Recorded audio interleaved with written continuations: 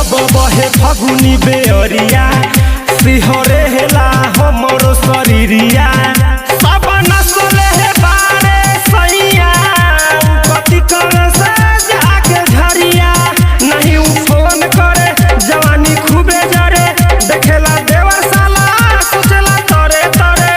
तोरा कागजी जसी देहिया पर लिख दी कुछ लिखावट नाली के कादोला रे कहे की रंग बारे लहंगा मोर पोत देवे हो नाली के कादोला रे कहे की रंग बारे लहंगा मोर पोत देवे हो नाही देवर के यहाँ माया सखी रंग घोर के भी जाया साया सखी नाही देवर के यहाँ माया सखी रंग घोर के भी जाया साया सखी नाही देवर के यहाँ होली है होली है नाही देवर के यहाँ होली है होली है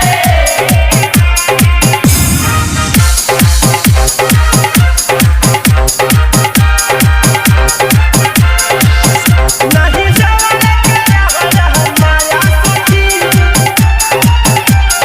माया सखिया रे देहिया पिराता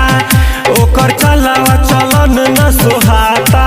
देवरे के साथ ढेरे लइका देखी मनवाई डराता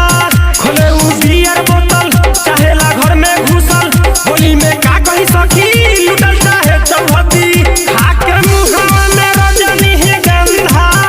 कोइले बाहुर दंगा अच्छा धीरज बारे भुट्टा चंदन बारे चढ़ल फागुन हवे हो